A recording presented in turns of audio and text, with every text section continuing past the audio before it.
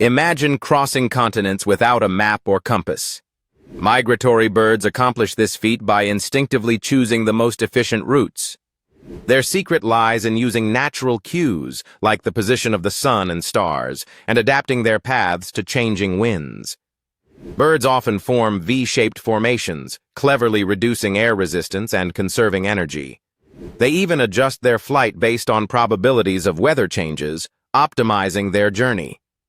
This blend of spatial awareness and strategic decision-making lets them travel thousands of miles with remarkable accuracy and efficiency.